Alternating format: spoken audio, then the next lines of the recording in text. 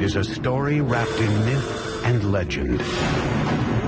How did a tribe of wandering nomads engineer the America's greatest empire in just 200 years? They had to devise engineering systems which were extraordinary for their age. Their civilization rivaled Rome in its sophistication. The Aztecs had the best technology that could be produced in the conditions of which they lived. Aqueducts, palaces, pyramids, and temples stood as a tribute to their gods and a testament to the power of humankind. The Aztecs' crowning achievement was a gleaming capital city that astonished European explorers called the Venice of the New World. The city spread out, glittering against its canals and its lake, bedecked with fine trees and beautiful mansions. Their thirst for power and blood set them on a course for destruction. When it finally came, their annihilation would be swifter and more complete than the world had ever known.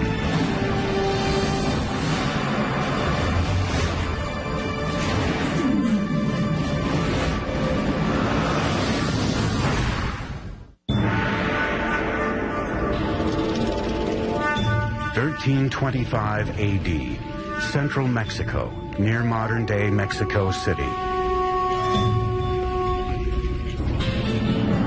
A young girl, just a teenager, is celebrating her impending wedding. She is the daughter of a tribal king, and she is about to join a new tribe that has been a guest of her kingdom.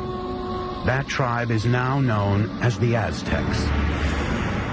As part of the ritual, 5 Aztec noblemen lead her to an ancient temple for the ceremony. But as she reaches the top, the noblemen suddenly veer her away from the altar and onto a slab of stone in front of the temple, one used for sacrifice. Each man holds a limb, while a 5th lifts an obsidian knife high in the air. With one searing move, he slashes it through her chest and extracts her still beating heart.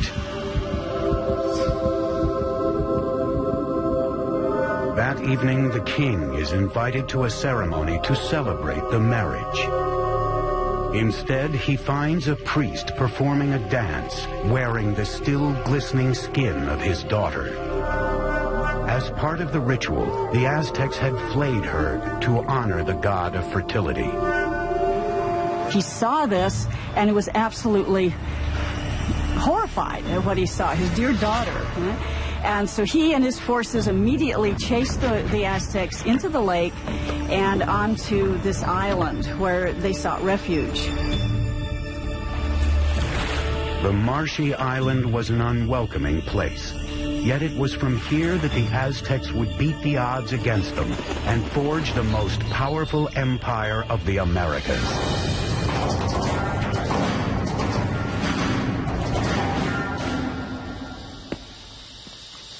Hi, I'm Peter Weller.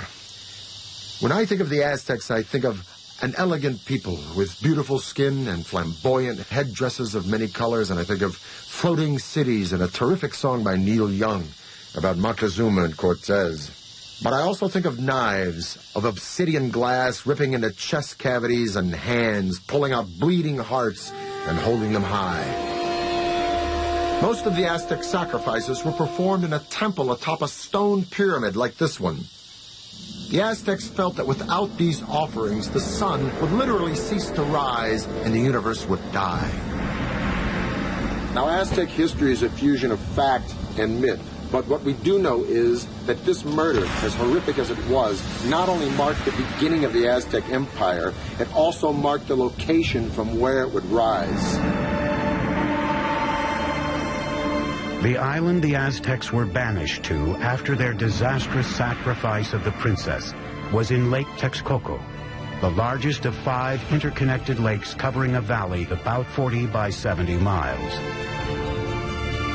Today, this once vast and open valley is teeming with what is modern-day Mexico City, one of the largest cities in the world. But 700 years ago, the island was so swampy no one had laid claim to it. Now, as they gazed on the lake, the Aztec leader Tenoch announced to his followers that he had seen an eagle perched on a cactus in the middle of the lake, a sign from the gods that they had found their new home. They would name their city Tenochtitlan. Life is tough for the Aztecs in the early days of Tenochtitlan, but they have a vision of a powerful city modeled on an ancient and legendary city just 25 miles away. They called this city Teotihuacan, or City of the Gods. We know very little about Teotihuacan because all we have is the archaeological remains. We don't have any writing, we don't have any documentation that really fleshes out what went on at this big city. It was in ruins even in Aztec times, but they believed it to be the stomping grounds of the gods and the literal birthplace of the sun itself. The place the Aztecs most revered in Teotihuacan was a pyramid that rose above the tree line. It was called the Pyramid of the Sun. The massive sun pyramid contains 1 million cubic yards of earth and stone, with a base roughly the same as the Great Pyramid of Giza in Egypt. The Aztecs believed Teotihuacan was laid out in the image of the cosmos, created by their gods. Now it was this image they would attempt to replicate in the construction of their new city, Tenochtitlan. Taking on the challenge would be an Aztec leader named Ēxcān. In 1376, he embarked on an ambitious plan to engineer an advanced city at Tenochtitlan. But there was a problem. The swampy islands that they took over needed a lot of work. When they started to build anything, it would begin to subside. There was simply no foundation on which to build. The Aztec solution would revolutionize the architecture of the Americas. They began by anchoring their buildings deep in the ground using a system of pilings made from wood. Workers cut stakes into 30-foot lengths, 3 to 4 inches wide. These were driven into the soft ground to make a foundation. The pilings were often surrounded with volcanic stone to add strength. Masons and bricklayers could then build walls on top of this base with confidence. They have found wooden pylons to hold the foundations of the pyramids. The fact that it didn't sink or the fact that it didn't just topple, I think that's a major feat of engineering. Tenochtitlan was an island city, but the lakes surrounding it were very shallow, sometimes only 7 feet deep. The whole thing looked like a giant metroplex floating on a pond. Originally, the only way to get from this floating city to the mainland was by boat. But the Aztecs eventually devised a series of causeways, sometimes 45 feet wide, that would connect their floating city to the mainland provinces. The causeway was supported by strong wooden pilings, the same pilings that supported their temples and other buildings. Thousands of these pilings had to be driven deep into the lake bed, and this presented a logistical challenge that could only be met by a strong, skilled labor force and the best of Mesoamerica's engineers. To build a causeway, 2 lines of stakes were laid out. Then the space between them was filled with stones and earth until it reached several feet above the water level. This allowed the road to support enormous weight. These causeways were built very straight, they were very wide, with bridges that would open up that connected the city to the north, to the west, and to the south. The roads enabled the Aztecs to transport larger, heavier materials for building. But this presented a new challenge. There were no beasts of burden in Mesoamerica, so everything had to be done with humans. No carts, no wheel. Small loads would be carried on the back with a rope hung from the forehead.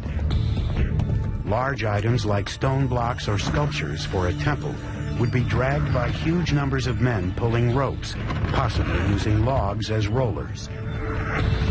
Legend has it one stone bound for a temple required a force of 50,000 men to drag it from the mountains on the mainland across the causeway and into the city. The causeways would also present the Aztecs with a new way to get fresh water to Tenochtitlan.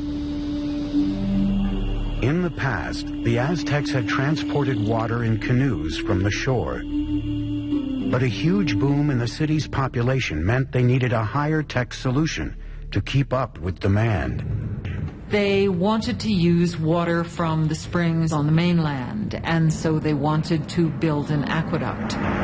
But the springs were under control of the dominant tribe in the region, the ruthless Tepanecs. The Tepanecs were the controllers or the dominators of all the valley. They had a very strong empire. So they were the lords of the valley. So the Aztecs were tributary subjects to them. As the Aztec population grew, tensions with the Tepanecs began to simmer. Now the Aztecs decided to issue an ultimatum that could change the balance of power in the region. The people of Tenochtitlan not only demanded that the Tepanecs give them the water, but also demanded that they help construct the aqueduct. The Tepanecs' answer was swift and brutal. The Tepanec king, Ēxcān, sent assassins who murdered the reigning Aztec leader in cold blood. This was the final straw. After decades of domination, the Aztecs would finally make their move and wage war against their ruthless overlords. And they would launch a series of wildly ambitious building projects around their growing island city that would earn them a reputation as the greatest engineers of the Americas. The founding tribe of the Aztecs called themselves the Mexica. The country of Mexico gets its name from this tribe.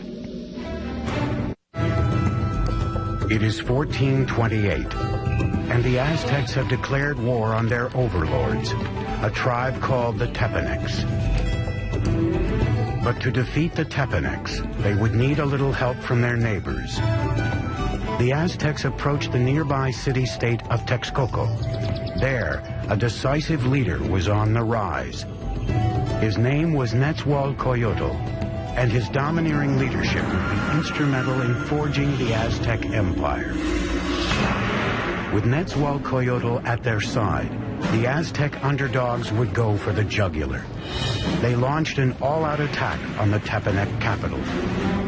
After a siege of more than 100 days, they broke through Tepanec defenses and slaughtered their oppressors. After capturing the Tepanec king, Ēxcān, King Ēxcān personally cut out his heart and sprinkled his blood into the waters of Lake Texcoco. Suddenly, the tables had turned. That is the exact moment of the beginning of the empire, and the Aztecs became the leaders of the Valley of Mexico. After conquering the Valley of Mexico, the Aztecs could now turn their attention to bringing clean water to their growing city. Remarkably, the Aztecs would independently design and build something that only a few world empires would master: the aqueduct. The aqueduct actually had two channels, each about 5 feet high and 3 feet wide. One would be cleaned and maintained, while the other was being used so the water flow was never interrupted. The twin-tube aqueduct ran for 3 miles from the mainland to the center of the island city. In town, water streamed into public fountains and reservoirs, and was distributed to the public in large clay jars or by canoe. In comparison to the Europeans, the Aztec were a very clean people. We know that the Aztec emperor bathed twice a day. So in terms of hygiene, the Aztec people was much more advanced than the Europeans. While the Aztec nobles were bathing in luxury, at this time in Europe, plague caused by unsanitary conditions was killing millions. King Ēxcān's own bath was one of the most unique in the Americas. It was fed by a sophisticated aqueduct system that also brought running water to his palace grounds. Behind me is the hill of Texcoco. And on this hill, Nezahualcóyotl built a fantastic pleasure palace. And around this palace, a virtual botanical garden filled with all of the exotic flowers of Mesoamerica. Nezahualcóyotl brought water from the Sierra Nevada mountains all the way down to here, into this hill, to his palace, just to water his plants. To install an aqueduct there, Nezahualcóyotl had to fill a huge gorge between Texcoco and the next hill. As the water arrived at the first hill, it gathered in small pools built to control the speed of the flow before it reached the aqueduct. After crossing the aqueduct, the water ran in a circuit around Texcoco Hill, spilling off over the sides in rock-cut waterfalls to water the gardens. It ended up in a nearly perfectly round rock-cut pool called the King's Bath. And from here, he could look upon his domain at Texcoco, and he could look down at the botanical gardens that he was watering with his fantastic aqueducts. It is indeed a bath fit for a king. By the mid-15th century, with their empire on the rise, it was time for the Aztecs to choose a sovereign leader. He was called Moctezuma, and he would be the first of two emperors with this now famous name. Moctezuma's first order of business was to extend the empire's borders. The Aztecs captured city-states southward to the valley of Oaxaca, westward to the Pacific, and east toward the Gulf of Mexico. By 1449, the empire contained as many as 15 million people. In the short span of 100 years, the Aztecs accomplished the impossible. They had toppled the Mesoamerican world order. But while the Aztecs dominated militarily, their island city was vulnerable to a different kind of enemy. Like New Orleans, Tenochtitlan was constantly doing battle with water. And one of Moctezuma's first projects was to protect his city from the deluge of water surrounding it. This is what is left of Lake Xochimilco, in the southern part of Mexico City, in Aztec times, the city of Tenochtitlan. This lake, like the other four lakes that surrounded the city, were spring-fed. Thus, there were no rivers or streams into which it could drain. And if it rained hard enough, the water would rise up and sweep over the land and into the city itself. And this is exactly what happened in the mid-1400s when a flood of catastrophic proportions swept into Tenochtitlan. The city and the empire it commanded were almost completely destroyed, and the Aztec civilization had to once again rely upon the genius of its engineers, and one engineer in particular. Moctezuma enlisted the help of his old ally Nezahualcóyotl to protect the city he was rebuilding from the lake. Nezahualcóyotl would design a solution that would make him the greatest engineer on the continent. His plan was to create a safe zone around the city with a huge dike that would protect Tenochtitlan and its inhabitants. It was designed to be larger than any earthwork anywhere in the Americas at the time, running for 10 miles just east of the city from the southern edge of the lake across to the north. The walls were a wickerwork construction made of sticks, reeds, stone, and earth. Since the lake was shallow, the dike was only about 12 feet in height, but some 27 feet wide. Nezahualcóyotl fitted the dike with sluice gates, most likely wooden doors that would be raised or lowered to control the water level behind it. The dike also served another purpose. It protected their water supply. It was important to build some sort of protective mechanism to keep salt water out of the freshwater western part of the lake. An army marches on its stomach, so said Napoleon. Now, an ample food supply for civilians is a no-brainer in the critical development of any civilization.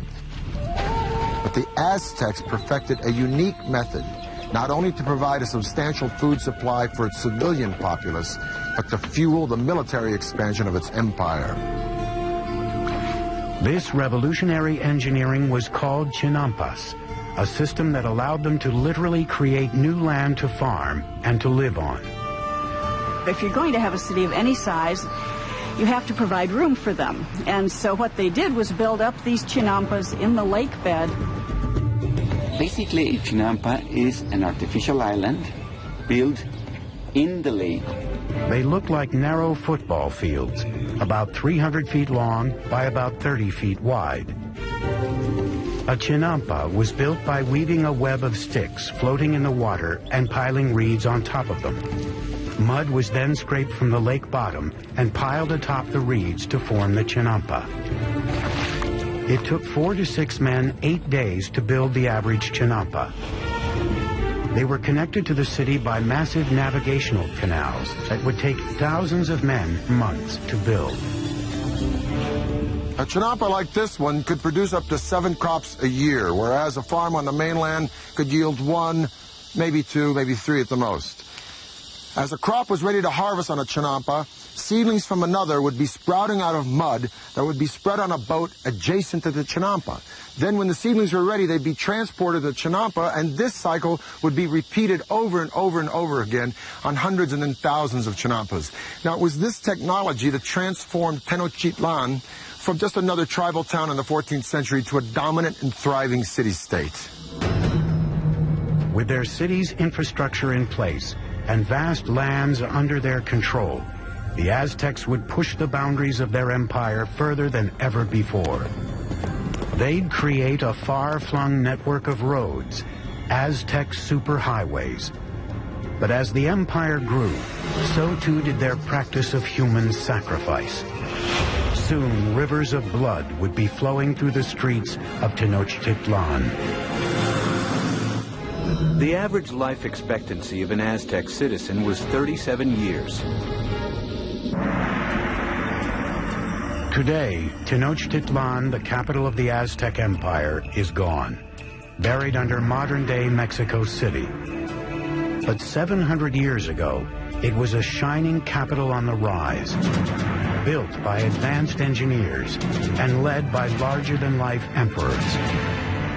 By the late 15th century, the Aztec population had exploded. Their next great emperor would launch a series of conquests that would rival anything in world history. His name was Ēxcān, and he would prove to be an even greater warrior than his grandfather, Moctezuma.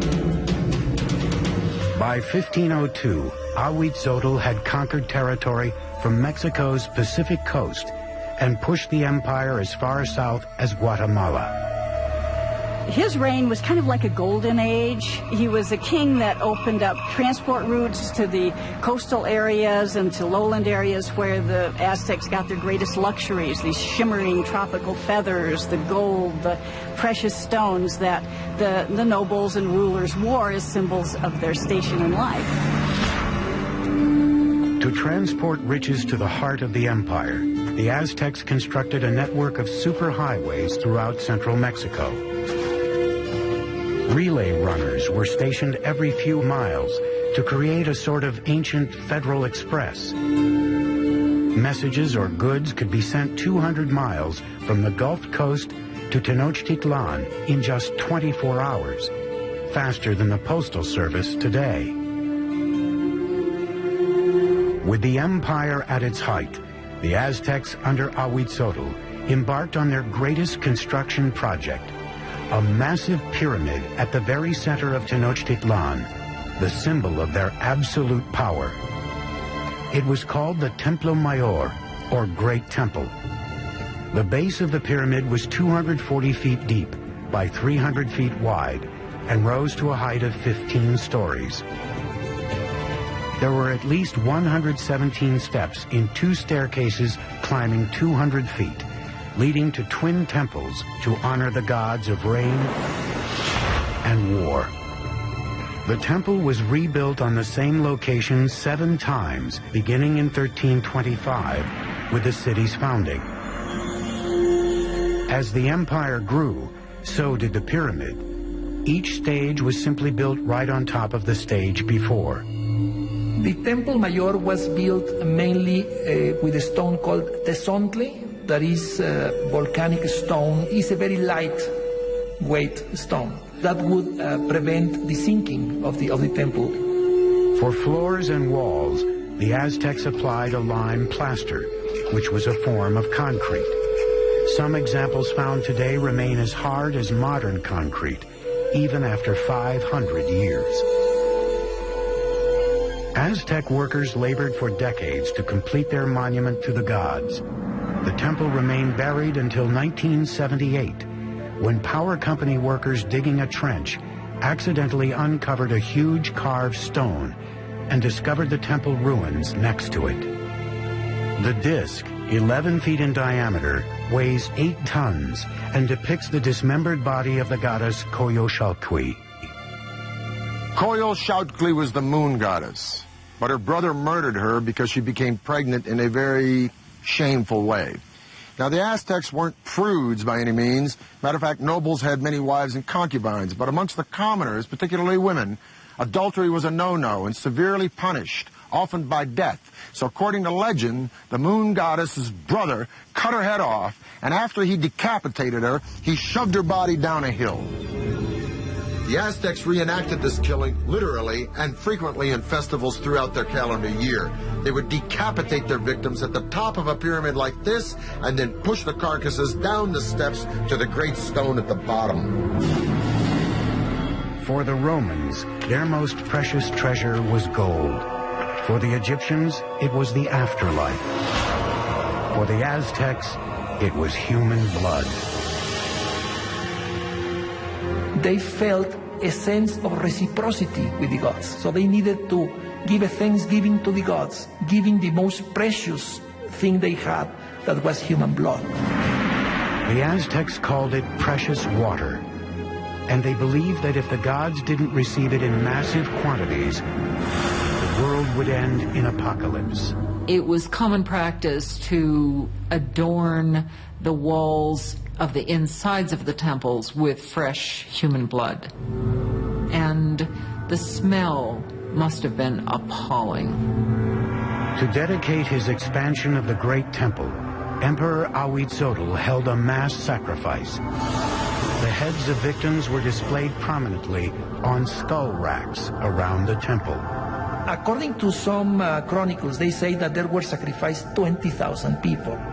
From a practical point of view and from a scientific point of view, it sounds impossible. So I think that the chronicle that is written by Spanish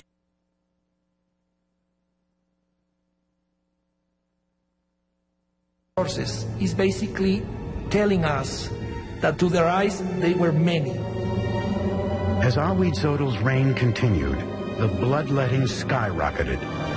Life in Tenochtitlan soon became an orgy of death. Friends and enemies alike would be brought in to witness the sacrifices. It's always ritual. Sacrifice is always a ritual event, but it was also a political statement, and it was a form of intimidation. By the time of Ēxcān's death, the Aztecs had institutionalized sacrificial killing and turned killing on the battlefield into an art form. They were the America's fiercest fighters, an elite cadre of whom would have a spectacular new mountainside temple dedicated to them. But even they were not prepared for the war of the worlds that was about to descend upon them. Aztecs used obsidian to craft their blades, a volcanic stone so sharp it's utilized in modern-day eye surgery. 1502. Ēxcān, Emperor of the Aztecs, is dead. Moctezuma II, a 34-year-old former priest, comes to power. A world away in Spain, an 18-year-old notary named Hernán Cortés is preparing to cross the Atlantic to join in his country's conquest of the New World. This is the zenith of the Aztec Empire. It now covers at least 80,000 square miles, reaching out from Tenochtitlan to both coasts and as far south as Guatemala. Some 25 million people are subject to Aztec rule. 38 provinces containing innumerable city-states are paying them heavy tribute, making the emperor and nobles fabulously rich. The city spread out, glittering against its canals and its lake, bedecked with fine trees and beautiful mansions. And Moctezuma II presided over it all. He was known for his statesmanship and military skills. A tough leader, he slaughtered the population of towns that wouldn't bend to his rule. But privately, he was troubled. It seems that Moctezuma was a passive individual, perhaps even a depressive individual. Legend says that when he witnessed a comet streaking across the skies over Tenochtitlan, he spent the rest of the night in tears. As the weeks went by, he became increasingly paranoid. But at the height of his obsession with the supernatural, a very real threat approached from across the sea. Spies posted along the Gulf Coast reported strange sightings offshore that they were at a loss to describe. They never have seen a boat, so they didn't even have a word to describe that. So the Indians refer to those boats as mountains that move in the water.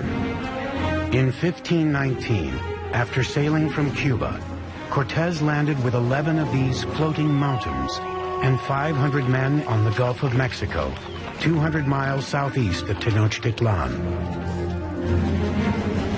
The tribes were astonished by these men with metal armor and animals they had never seen. As he moved inland, tribes who resisted were brutally slaughtered, but many others were happy to provide him with provisions and men. One of the ways in which one local lord down on the Gulf Coast curried favor was to give Cortés and his company a group of women who were to not only provide for them in housekeepers sort of manner, but were also clearly meant to be courtesans as well and provide sexual services to them. But among the concubines, one in particular caught the eye of Cortés himself. She was the daughter of a chieftain who had been sold into slavery and was called La Malinche. They developed an intimate relationship, and in time she bore a son to him. And he would have been one of the first people of mixed blood in the New World. But she was much more than a mistress.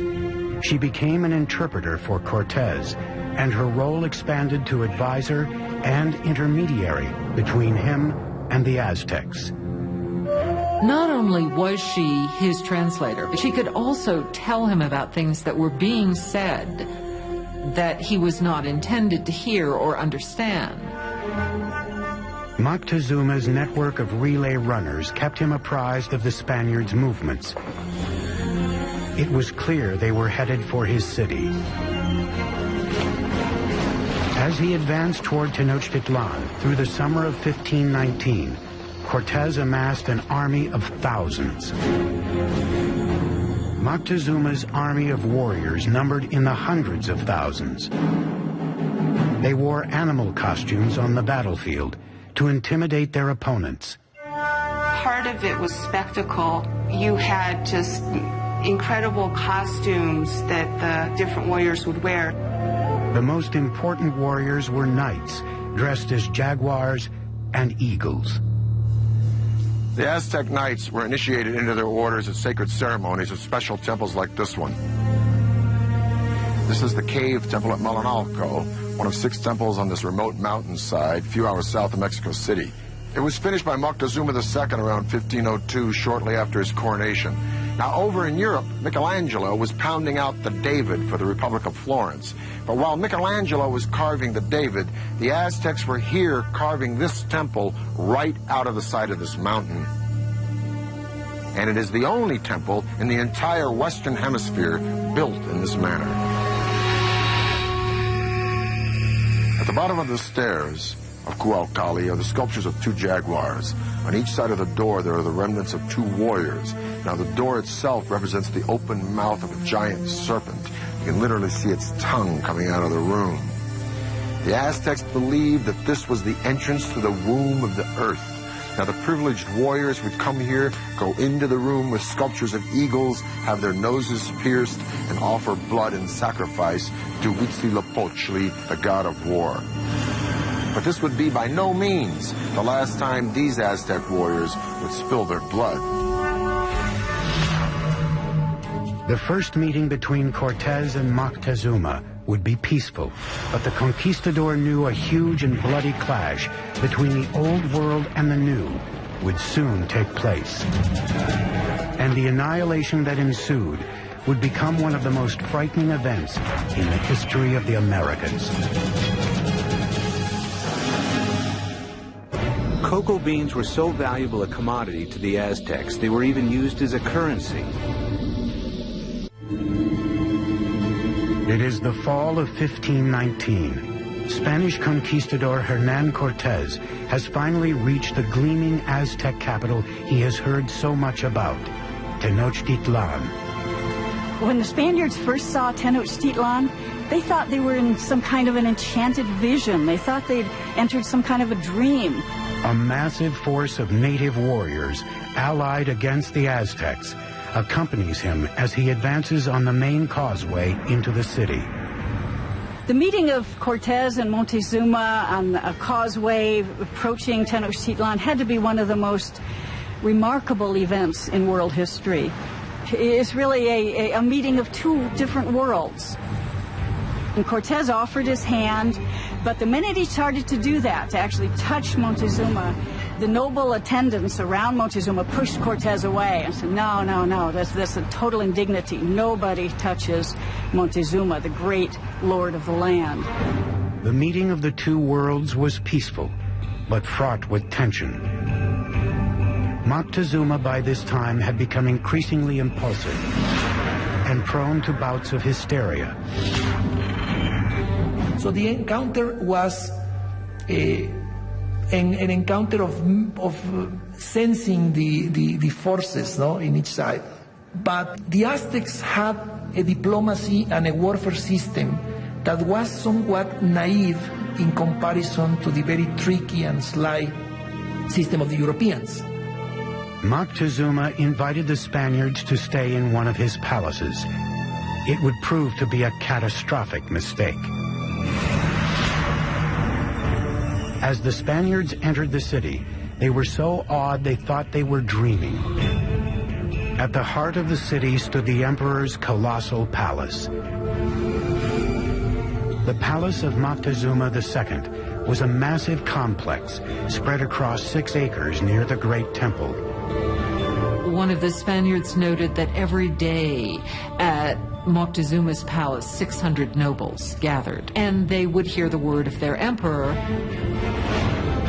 Moctezuma received the Spaniards in a large reception chamber just beyond the main entrance, designed to make the emperor appear omnipotent. But Moctezuma's palace would be the last ever built by the Aztecs.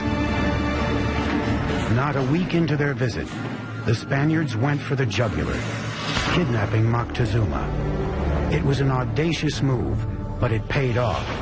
The empire appeared to be theirs.